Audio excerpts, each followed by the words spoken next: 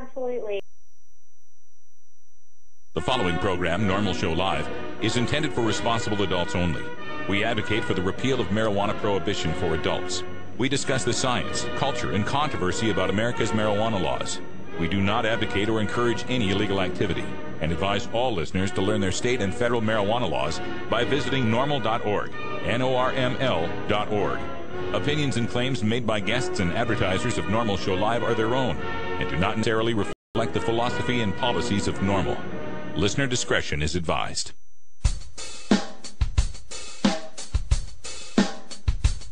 You take a seed, you plant it, you grow it, you dry it, you roll it, you smoke it.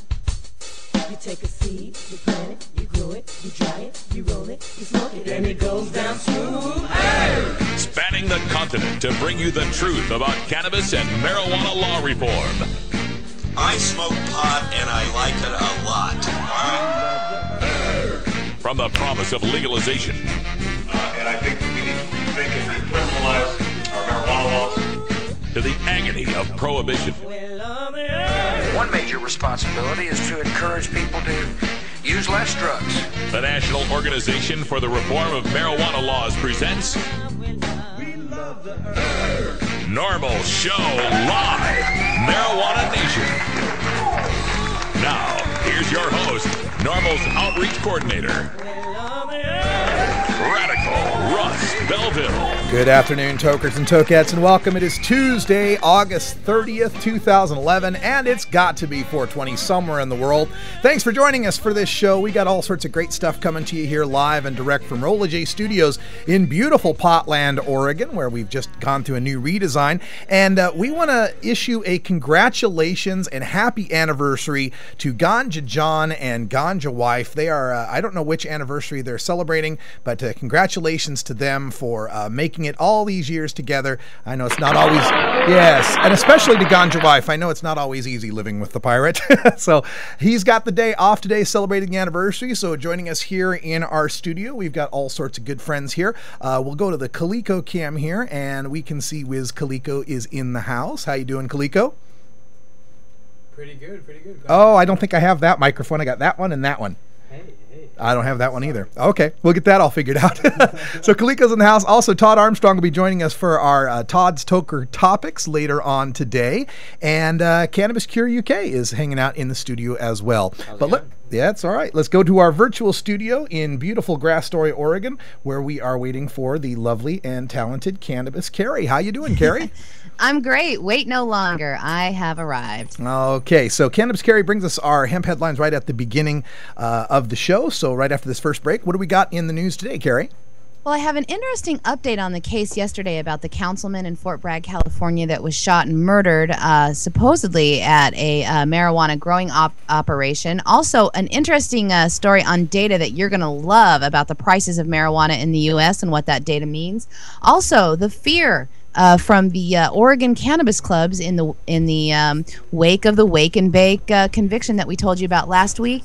And we're going to start with one of our own stashers who is in jail with a little video coming to you right up front in the hemp headlines. All right. Thanks, Carrie. We'll get to that right after this first break. Also coming up on the show today, we have got a little bit more coming to you from Paul Armentano. He's recently written a new op-ed in the Sacramento Bee, and he's got more information to bring to us today. So we'll talk to Paul Armentano at half past the hour. And then the final segment, 45 past, we'll be speaking with Todd Armstrong in our Todd's Toker Topics. And today's topic is boobs and buds. So I'm sure we'll get some interesting comedy out of that. All of that and more is coming up on Normal Show Live. We are the voice of the Marijuana Nation. You can check us out on our blog at stash.normal.org and check out our new YouTube channel, actually my YouTube channel, youtube.com/radicalruss.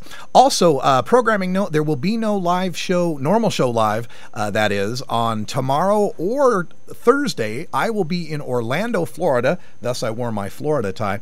We'll be in Orlando, Florida at the University of Central Florida, speaking for the University of Central Florida NORML, giving them a presentation on legalization. We'll be back in the studio on Friday. In the meantime, on Wednesday and Thursday, check out live episodes of Cannabis Cure UK, the Irie Island Hour, and the Ganja John Show. We're right back after this. This is Normal Show Live, the voice of the Marijuana Nation.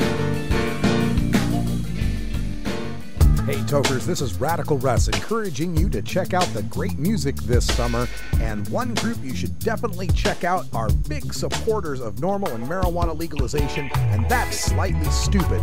Get all the details online at seedlesssummertour.com. Slightly Stupid.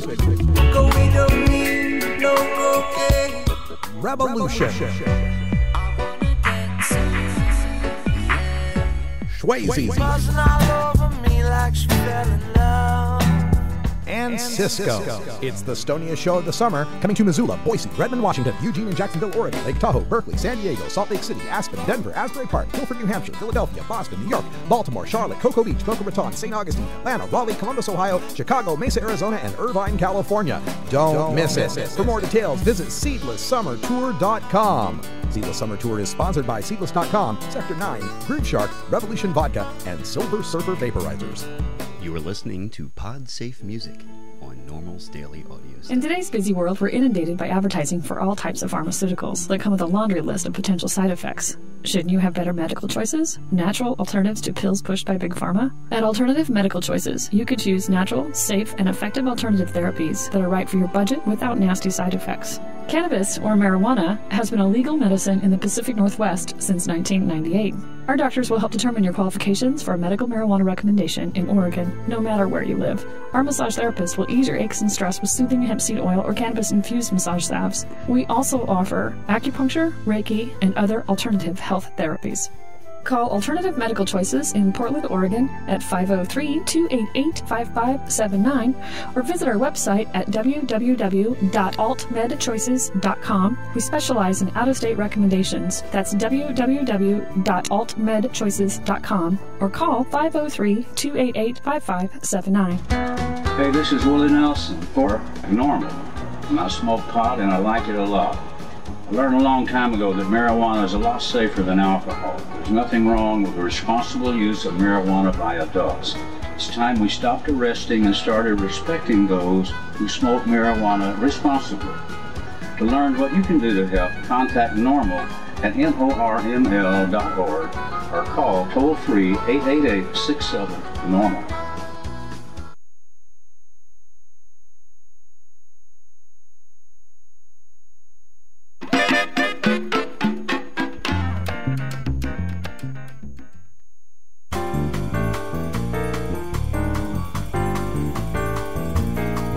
Medical marijuana, industrial hemp, consumer cannabis. It's time for this week's Normal News with Cannabis Carrie.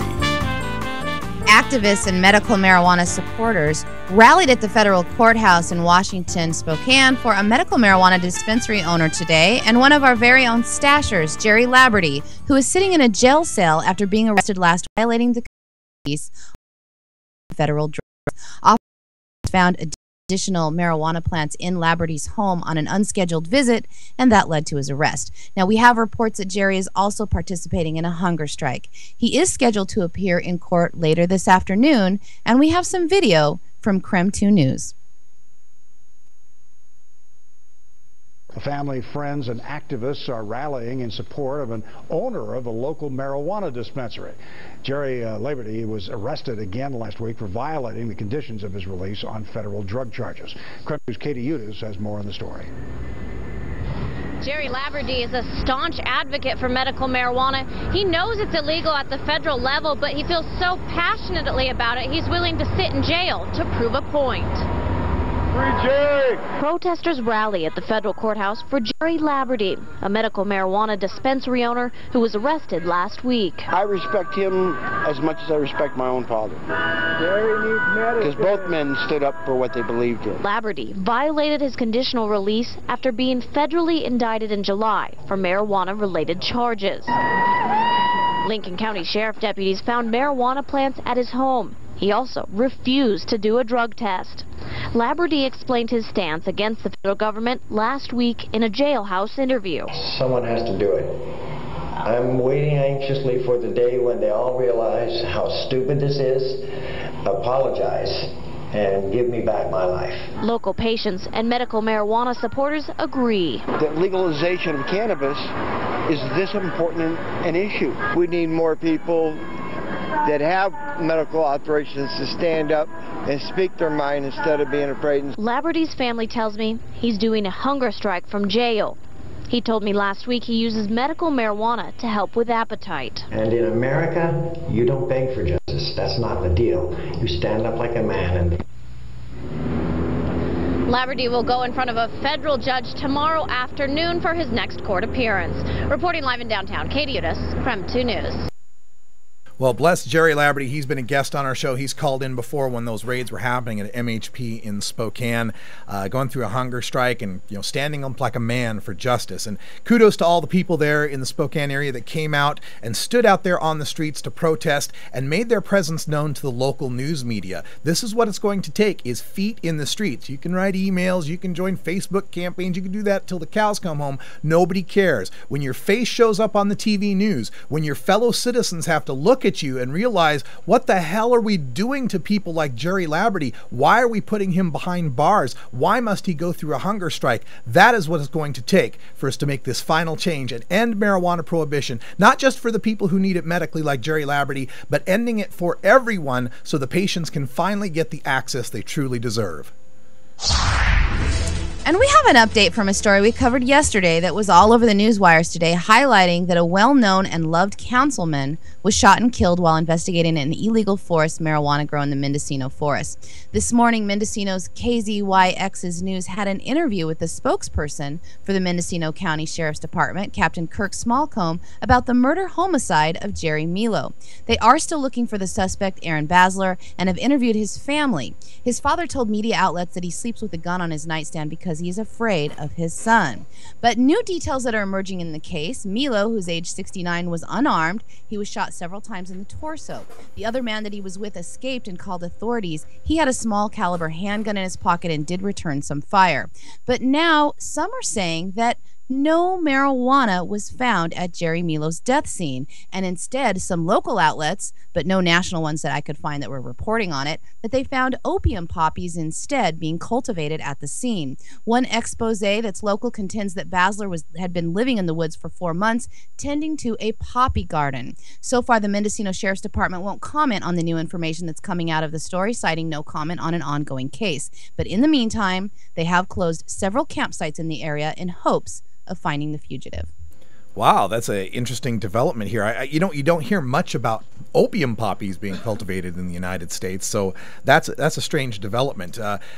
It's amazing, though, how quick the mainstream media is to jump on the story. If it being Humboldt, California, and it being a city councilman up there getting killed, they want to sensationalize this as the big problem with the Mexican grows, or the big problem with the clandestine forest grow operations. We pointed out yesterday that the sensible way to stop this from happening is to legalize the cultivation of that plant. You don't have a lot of people getting shot in hops fields or in vineyards or on tobacco plantations. That doesn't happen that often. Only happens when we're talking about marijuana grows, because it's illegal. We can't defend it by calling the cops, and because it's so prohibitively priced that it becomes so profit laden that people will come in and steal it. They'll do all sorts of terrible things to try to get their hands on your crop. So we will keep our eyes on this news story and give you more details as they develop.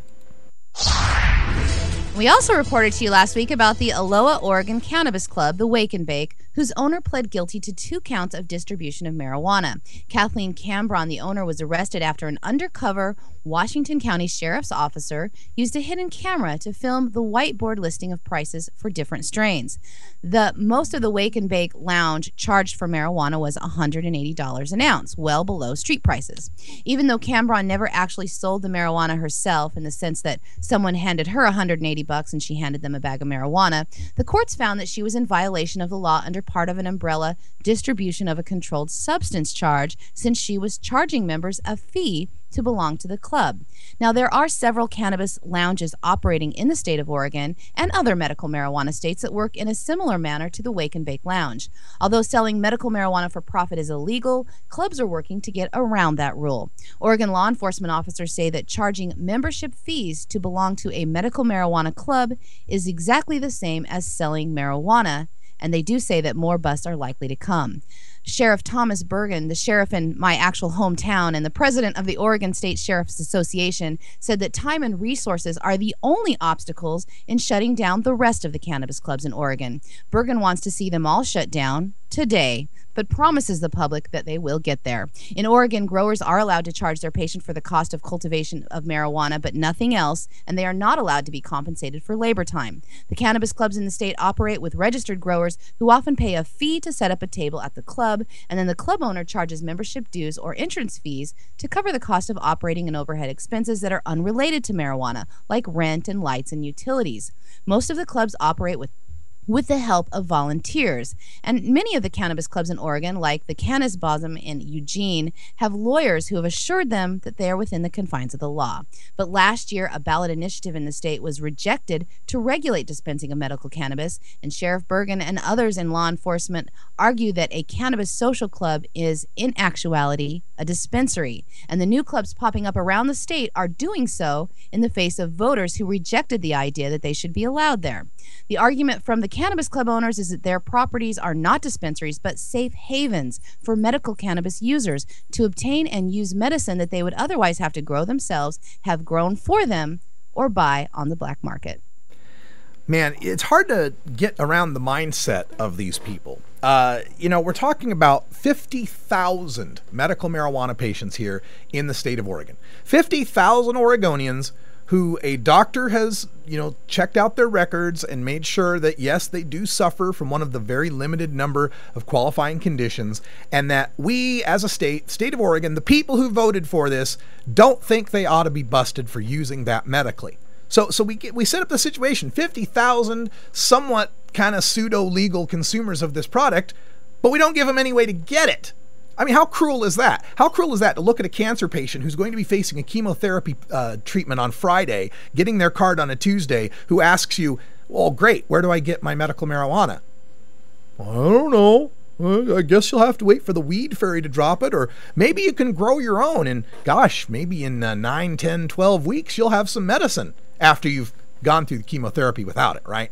Or worse, forced to turn to the black market, forced to find some kid in a high school parking lot, forced to go to a park and meet someone you don't know, forced to go to some sketchy guy's house to pick up medicine that you're not sure how it's been cured, how it's been treated, how it's been grown.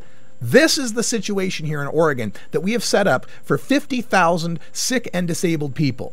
So we try to pass ballot initiatives. We try to come up with a regulated system. And every time we try to, the scaremongering goes on. Oh my God, we don't want to be like California. We don't want to have dispensaries. We don't want to have pot shops. So in the meantime, people take a look at the letter of the law and figure out what is possible. Now, for these sheriffs to be saying that the membership fee of the entrance to a private club for patients only is tantamount to consideration for sales is poppycock. It's ridiculous.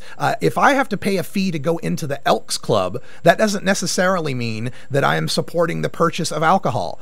I might go in there and get some alcohol, but the belonging to the Elks Club itself has nothing to do with the Elks with the alcohol. Same thing with these medical marijuana clubs. Now, what may be going on in the back room with growers and reimbursements is a separate issue. But the fact that there's a building there that's a private club just for patients charging a membership fee to get into, I can't possibly see that as being something that's illegal. And even if it is, how cruel of these sheriffs to try to shut down what little tiny bit of safe access we've managed to provide for patients in this state.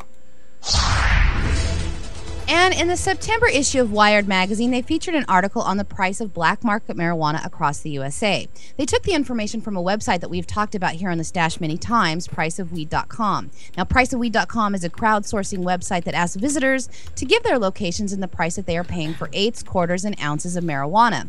They then created a Russ-esque type map that showed some obvious data and some that wasn't so obvious. First, the most obvious, cannabis is cheapest where it is grown the most. Counties like Mendocino, California, where there are many growers, the climate is great for your outdoor gardens, and many people are allowed to grow legally with medical qualifications, cannabis costs are very low, somewhere between $100 and $150 an ounce. Low prices of cannabis seem then to be associated with marijuana production areas. Kentucky and Tennessee that also have a healthy outdoor marijuana growing climate, and apparently a few growers, the price of cannabis is similar to that of Mendocino and Humboldt, California. The weed map featured in Wired cleaned up the outliers of the price of weed data to create a map to show the differences in marijuana as you traveled through the states. They only used data where there was sufficient entries to control the averages for accuracy. The most expensive weed in the country is in the north, like the Dakotas and Minnesota, where outdoor grow operations are more difficult. But the real data that jumps out from the reports that we can all learn from is that harsh drug laws seem to have very little influence on either the price or the availability of marijuana. Now, we expect prices in California to be great. They have liberal laws and seasoned growers, but in Kentucky and Tennessee, where the prices and availability are similar, the laws are very different. You get a much harsher sentence for cultivating marijuana in either of those states than you would on the West Coast. Also, Minnesota, where marijuana is mostly decriminalized, if you have less than 1.5 ounces, you'll only pay a fine. The prices are among the highest in the country. Of course, around the Texas-Mexico border, prices are cheap, and in areas of Florida where one can assume that it must be a port of entry for marijuana deliveries, the prices are again relatively cheap. So in the big picture of this data, cannabis is a commodity like many others in our country. The laws and sentencing appear to have very little to do with the price and availability, and like other agricultural and commercial products, price and availability have everything to do with supply and demand, just like our forefathers envisioned a capitalist economy to work. Well, I know up here in the Pacific Northwest it's pretty reasonable prices, and if we legalize this, that price would plummet. I know, let's take a break and do some market research. Right back after this. It's 20 after the hour, and we have to take a short break, if you know what I mean. Please support these sponsors who support Normal Show Live. Oh, have you ever met that funny reefer man? A reefer man. Have you ever met that funny reefer man? A reefer man. If he said he swam to China, he would send you South Carolina. Then you know you're talking to that reefer man.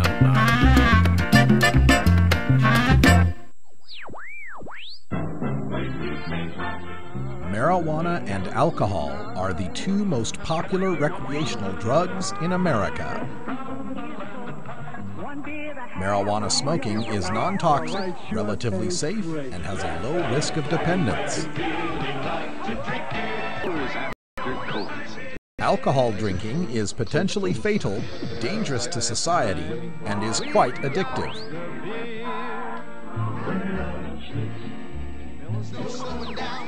Marijuana is safer, so why are we driving people to drink? That's the question of the new book, Marijuana is Safer, So Why Are We Driving People to Drink? By Paul Armentano, Mason Tvert, and Steve Fox. Visit Amazon.com or ChelseaGreen.com today to order your copy of Marijuana is Safer, or visit marijuanaissafer.com. What's up, guys? I'm Rory from Revolution, chilling at the Spring Fest, San Bernardino, California. Just chilling at the Normal Live. Want to say what's up and keep it green. USVI normal go broke down barrier. Herb is medicine to broke down barrier. Boost the economy and broke down barrier. It's helping other states broke down barrier. Cannabis for legalized to broke down barrier. Join and speak your voice. Broke down barrier. We gonna change the law. Broke down barrier to educate. Broke down barrier.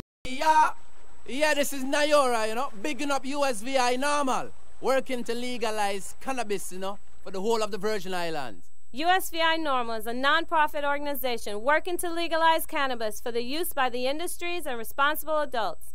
Do your part. Join USVI Normal. Register to vote. Pass the word. Voice your opinion. You can change the law. Contact us for more information at 340-244-9179. You can also visit our website at www.usvinorml.org. Hey, you. I saw that. Don't go teasing us all if you're not going to share.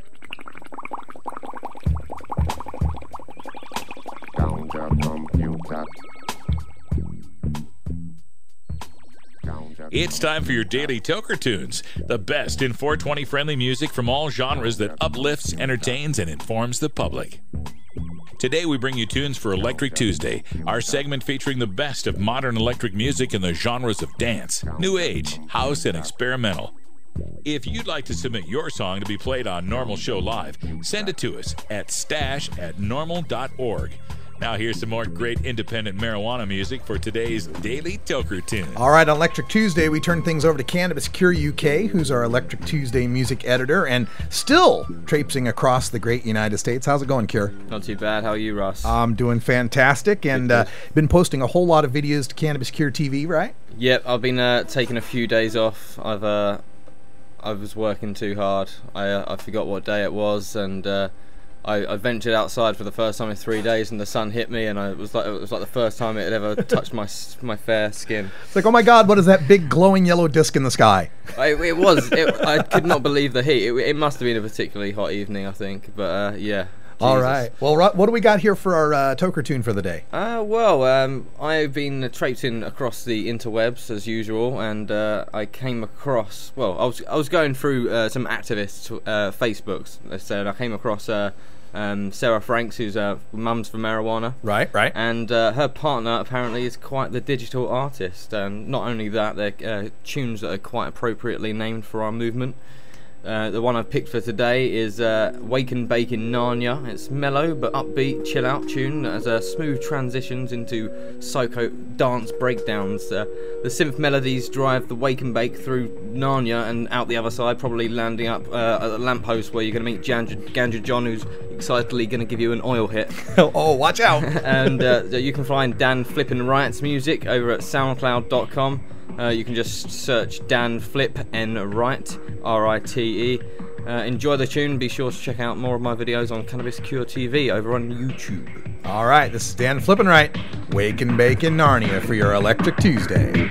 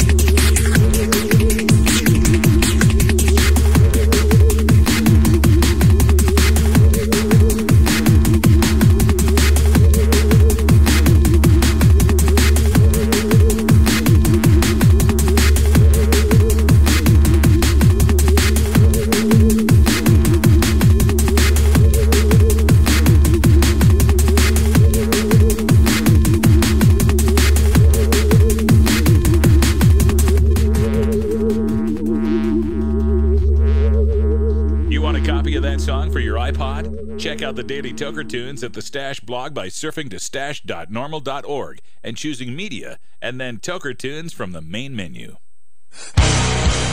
Starfish Designs, makers of the original Gandalf.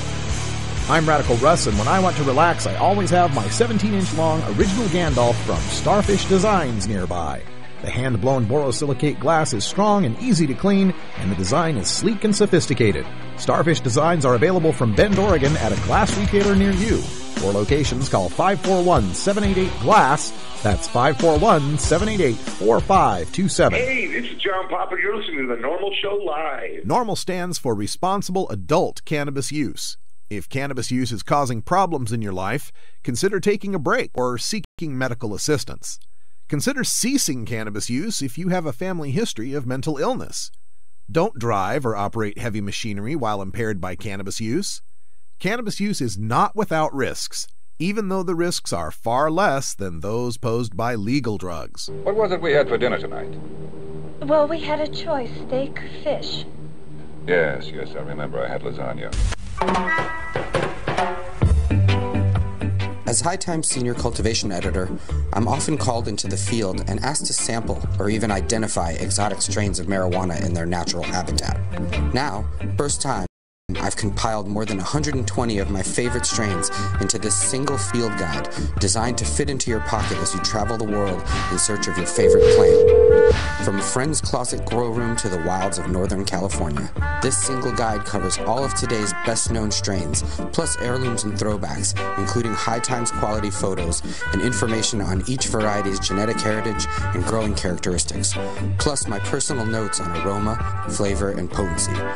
So this is Danny Danko, author of the official High Times Field Guide to Marijuana Strains, wishing you good times and great ganja. The official High Times Field Guide to Marijuana Strains is available at hightimes.com and finer bookstores. NORML has been the place to go for the latest studies and news on marijuana science, policy, and activism. For over a decade, one man reviewed more studies and news stories regarding marijuana than most anyone on the planet. First as senior policy analyst and now as deputy director, NORML's Paul Amintano has written for major newspapers, academic journals, and magazines on the subject of cannabis and is frequently requested as an expert witness in the courtroom. His knowledge and experience are an amazing asset to the cannabis community. Available to you now in a segment we call Behind the Headlines with Paul Armentano. All right, welcome back, folks. There is so much news going on, and Paul Armentano is always on the tip of it as far as the science and the latest headlines going on. Paul, welcome back to the show. Good to be here, Russ. You know, the latest thing that I had written up, I'd seen that you had written an op-ed in the Sacramento Bee, and you had some pharmacist coming back fighting against you, claiming that you're cherry-picking data. Before we get to your main story, can you give us any comments on that? Sure. I had an op-ed in the Sacramento, not past before that, and it was basically a summary of Dr. Craig Reinerman and the work of he and his colleagues down at UC Santa Cruz. And they recently published a study where they looked at consecutive individuals who had consecutively received physician authorizations in California to use medical marijuana.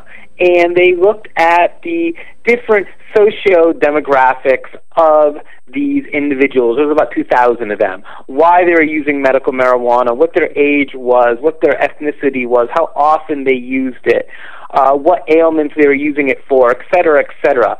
And he published the study, and essentially it provided us with a lot of hard data on a subject that when we typically talk about it, both sides are just providing anecdotes. I'm sure all of us have heard about who the stereotypical medical marijuana user is in California, but neither side has any particular data indicating who exactly is using medical marijuana in California, how often are they using it, and what are they using it for. So I published a review of his data, and the individual who responded, this particular pharmacist, clearly falls into the camp that medical marijuana is just a ruse, that nobody actually benefits from the use of marijuana therapy therapeutically, and in fact, people that use it therapeutically in accordance with the law are just out there to get high. So naturally, he took issue with the fact that Dr. Reinerman and his colleagues actually provided quite a bit of hard data disputing that allegation. Yeah, usually we hear, medical marijuana patients, it's all young, healthy men. In fact, the pharmacist Swenson there, he said, Paul Armentano fails to mention the 17.6% that are in the healthy 18 to 24 age group. What does that say about the stereotypes of medical marijuana patients, and how has this data kind of debunked that? Well, it was very interesting. First, the pharmacist assumes that everyone between the ages of 18 and 25 is in fact healthy. I suppose that nobody in this age demographic suffers from depression or suffers from medical illnesses like epilepsy, that nobody in this demographic is currently using conventional medications like opioids or benzodiazepines or nonsteroidal anti-inflammatories or serotonin reuptake inhibitors. I mean, it's ludicrous to make that statement and imply that nobody below a certain age would have a valid need for the use of therapeutic cannabis when we know that there are literally of conventional prescription drugs that are being prescribed every day to individuals within that age demographic. So, the pretext with which this physician began really exposed his bias. He doesn't think marijuana is a legitimate medicine. He thinks people use marijuana as a ruse.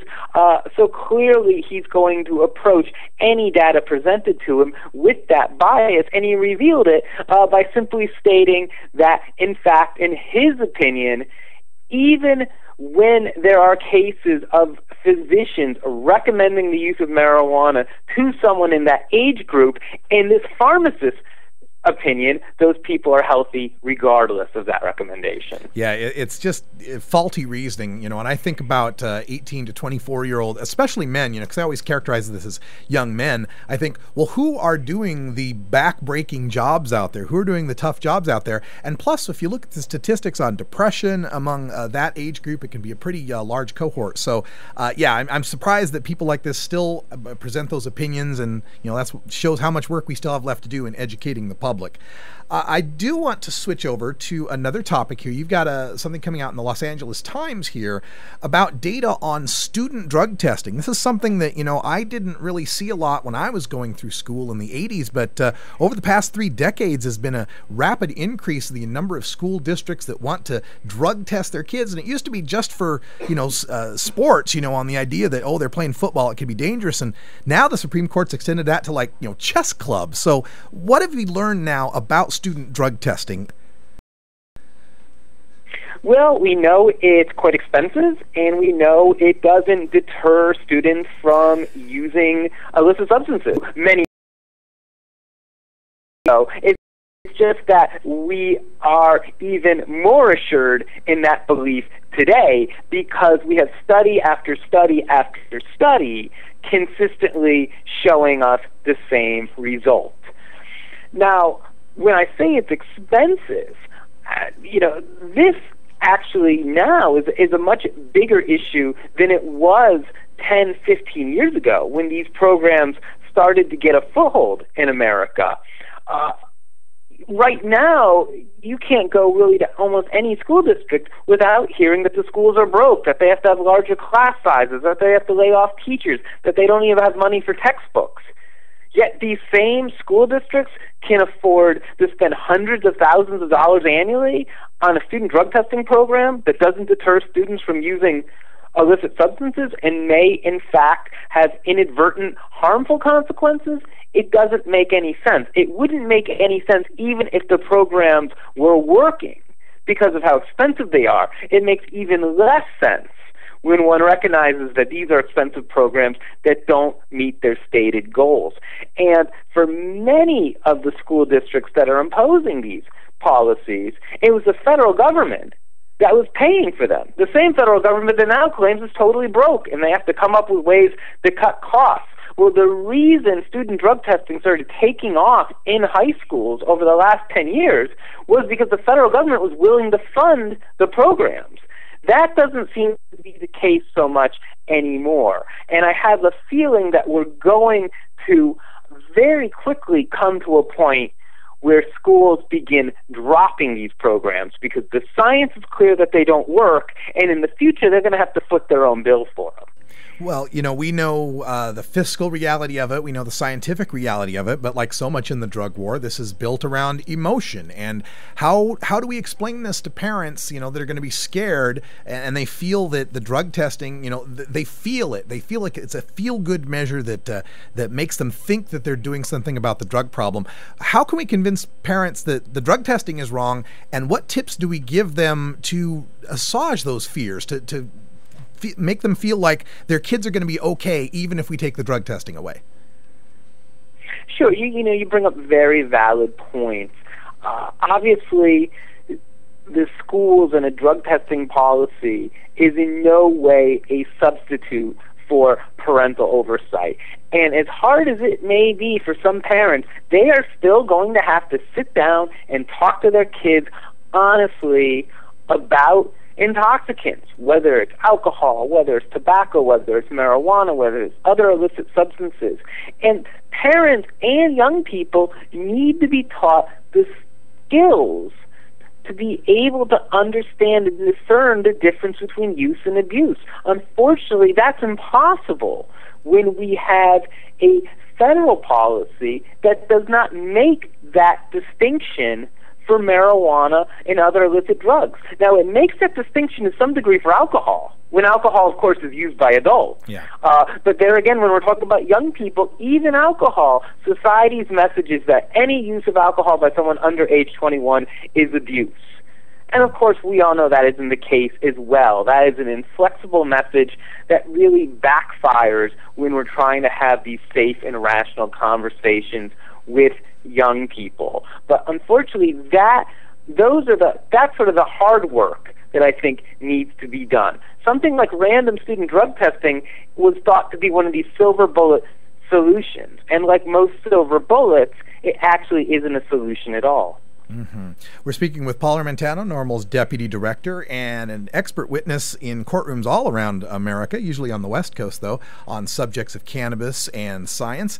And Paul, I wanted to get your reaction to another video, actually, that came through PBS, a fantastic little documentary video we posted on NORML.org about marijuana's cancer-killing properties. And you had noted something that had showed also how cannabis is becoming pharmaceuticalized.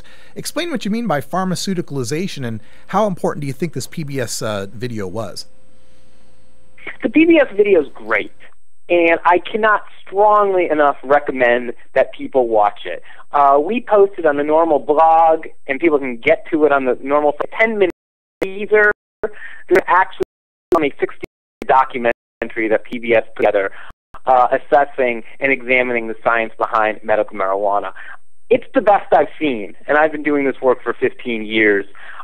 If you want an overview, not just of how medical marijuana might work, how medical marijuana might be therapeutic, but what this video does is it explains at the physiological level why, in fact, we know that the compounds in marijuana hold therapeutic value, whether it's its anti-cancer properties, whether it's halting neurodegeneration, whether it's pain relief. It was a very, very informative video, and it explained this subject in real layman's terms that I think anyone in the general population can understand.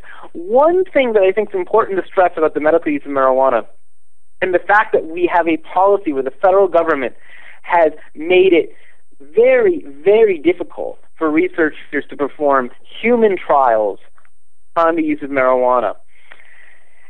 There's actually a plus side to that. I know it doesn't seem like one, but there is sort of an upside to the fact that researchers who assess this issue are forced to constantly work with laboratory animals. And the upside is that you begin to understand not why you get. When you do trials, you don't just get results, but you understand why you get the results. If you're a pharmaceutical company bringing a drug to market, you do animal trials simply to establish safety and efficacy. And the moment that's established in a new drug, you move straight to human trials because, of course, you want to bring your drug to market as quickly as possible, and you don't want to spend loads and loads of money continuing to work with animals when you can work with humans. In the case of medical marijuana, we continue to find in preclinical trials and animal trials all of its therapeutic utility, yet we're never able to advance the human trials. So as a result, investigators continue to work with animals, and after they have found certain results consistently with marijuana, in order to keep publishing, they begin then looking to see why they get the results they get. For instance, we understand that marijuana can possess anti-cancer properties because it triggers selective cell suicide in certain malignant cells, and because it can selectively cut off the blood supply to cancerous tumors, which halts them from proliferating. So we understand how medical marijuana works in this particular indication. When it comes to, say, how medical marijuana alleviates Crohn's disease, we understand not just that it alleviates Crohn's disease, we understand how it alleviates Crohn's disease. We have this understanding of how marijuana interacts with human physiology to achieve the results that it does. We can't say that for most pharmaceuticals because they haven't gone through as extensive animal testing as has marijuana. We don't know why Ritalin works, for instance. When the FDA approved Ritalin, we had no idea why when you gave a stimulant to certain people that were hyperactive, it made them less hyperactive, because they never took the time to fully understand how the drug works. With marijuana, we know what it does, and we know why it does it. And I think that is something that we really need to emphasize when we're talking about the value of medical marijuana. We're not just speculating that it can do certain things. We know that it can do certain things, and we know why. Yeah, that's amazing. And, like we say many times here on the show, it's the most studied planet on Earth. All right, Paul, we got to wrap things up here, but I've saved the best for last. I know how much you love this subject. Up here in the Pacific Northwest, Washington State, they're looking at competing legalization initiatives. One has this per se 5 nanogram DUID clause involved with it. Any new data on this? I know we had the William Breathe situation in Denver where he supposedly didn't use for a day and tested at 13 nanograms. What new information, if any, do we have on the whole per se DUID statutes?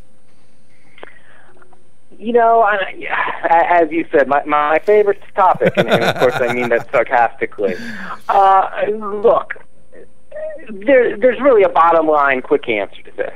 And that bottom line is that we do not have the sort of data right now that policymakers had many years ago when they set out to incorporate a per se alcohol standard.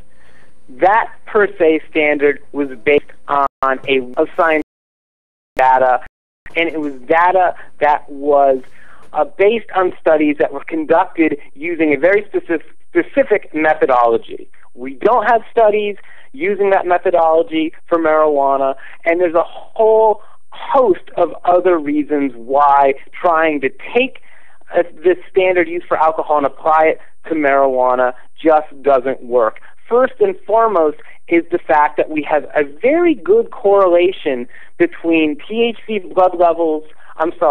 alcohol in the blood and in the brain and impairment.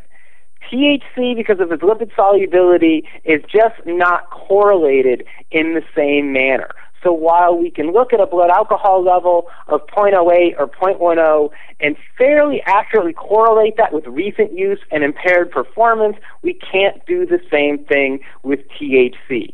THC levels actually are at their peak literally minutes after consuming marijuana. But we know for a fact that a person's intoxication level does not peak in those same minutes after consuming marijuana. So whereas when someone's drinking alcohol and their blood alcohol levels are rising, we know that those rising levels can be correlated with greater impaired performance. It's actually the opposite with marijuana. At the time when one is becoming more impaired from THC, their blood THC levels are actually falling dramatically. So there just is no good correlation. It's like comparing apples and oranges. Yeah, and people so badly want to try to shoehorn in marijuana into this convenient little blood alcohol model, this breathalyzer model, and it's just not going to work that way. Thanks for giving us, some insight here on the science behind this and the other topics we've talked today about. Paul Armentano is NORML's Deputy Director, calling us from the Bay Area of California, and we appreciate it every time you join us here on NORML Show Live. It's always good to be here, Russ. All right, when we come back, it's time for Todd's Toker Topics. Stay tuned. Some comedy up next. Marijuana and alcohol are the two most popular recreational drugs in America. Marijuana smoking is non-toxic, relatively safe, and has a low risk of dependence. Alcohol drinking is potentially fatal, dangerous to society, and is quite addictive.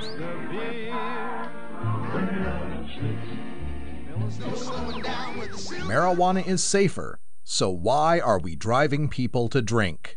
That's the question of the new book, Marijuana is Safer, So Why Are We Driving People to Drink?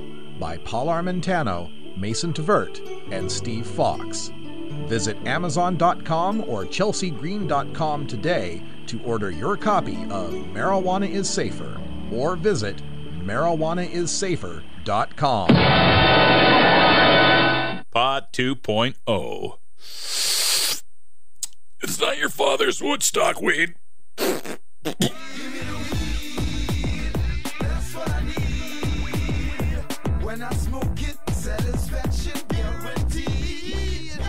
Hi, this is Alan St. Pierre, Executive Director of NORML.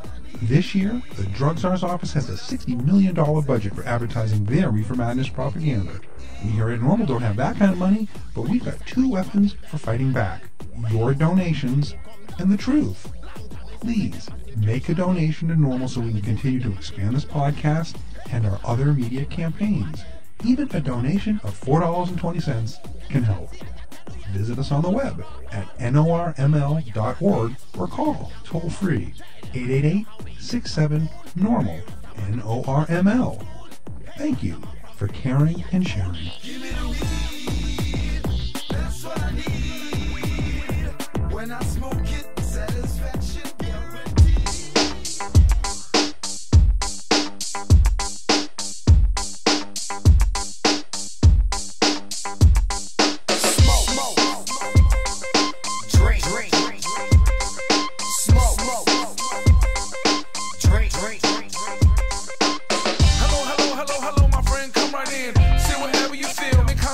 So make yourself at home and go ahead and chill.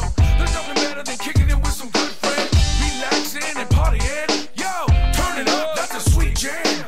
Sometimes you gotta relax your mind. All right, folks, welcome back to the show. It's time for Todd's Toker Topics, and today we have given Todd Armstrong, our favorite Portland comedian, with Goob the Knob on Facebook. Check out Goob Knob on Facebook and Goob the Knob on Twitter. You can send in your Toker topics to Todd by using Goob the Knob on Twitter. And we turn over to him now. Our topic today, boobs and buds. Take it away, Todd. Well, thank you, Russ. I do appreciate it. I know people may be snickering at home with the boobs and buds topic. This is a serious subject, something that's very close to all of our hearts, pun intended.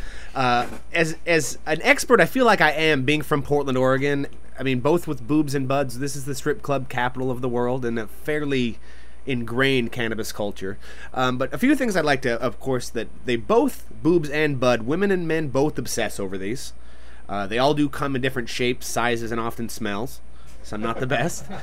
And we all know deep down in our hearts, only the best ones are certified organic. No one wants a synthetic. I mean, that's making up for lost time. Please do it the right way and grow them correctly. There's multiple magazines dedicated to both boobs and bud. I mean, has there ever been a subject had more high-resolution photos taken of either? I don't know. We have capitalism. There's Victoria's Secrets and head shops. We have thousands of accessories for boobs and buds.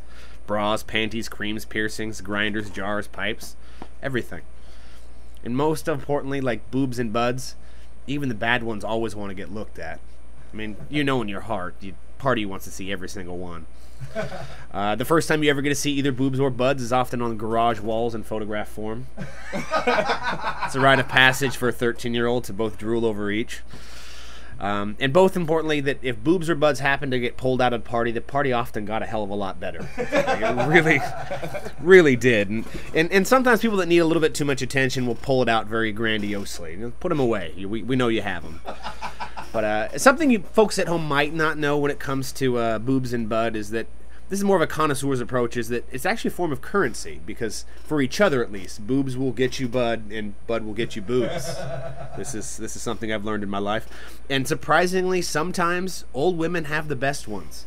They'll shock you with it. They'll pull them out and be like, wow, I didn't think you could grow such a nice set there. That's quite fabulous. They've kept it well. And some women, like this, and some men have a fetish for it. They like them stinky and covered in red hairs. I mean, that's a thing. There's a lot of hot gingers rolling around today. And I do like Europe's approach to boobs and bud. That they're more open about it. That they're more letting it happen. And I mean, even involves in their commerce. In Amsterdam, you can buy either on the street, so you can have them put in your mouth for a price. But my point on all of this is I'd like to focus on that the government and the regulating agencies of the world should get their hands off of our boobs and our bud. They're ours.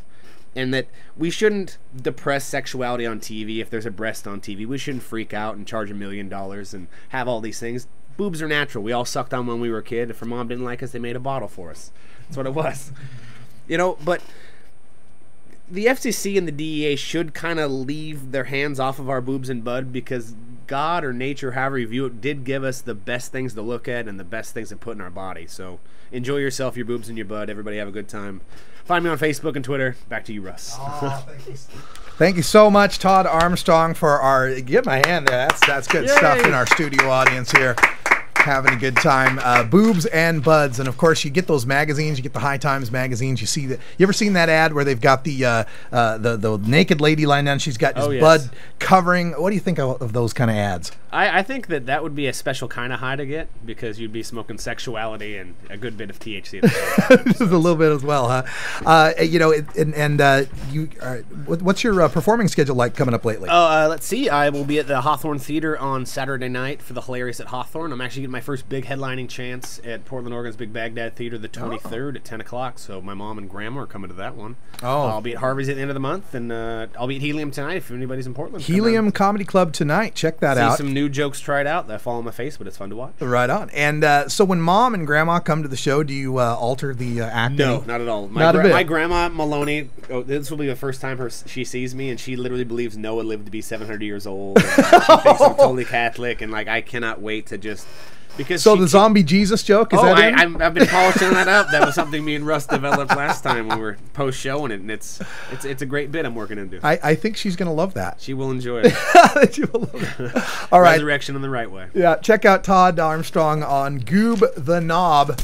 Goob the Knob on Facebook. Zombie Jesus. It's on the priority list. That's right. Goob the Knob on Facebook and on Twitter. And if you want him to address a Toker topic, just with the hashtag Toker topic and send it to @GoobTheKnob, and we'll get that on the next show. Todd, thanks for joining us here, and we'll see you next Tuesday. Thanks so much. All right, and also coming up, we got to remind you that tomorrow there will be no normal show live, and Thursday no normal show live. I will be in Orlando, Florida, at the University of Central Florida, so adjust your schedule accordingly. We will be having episodes of the Irie Island Hour, the Ganja John Show, and the Cannabis Cure UK. So we'll have all sorts of live stuff coming up in the regular live spots.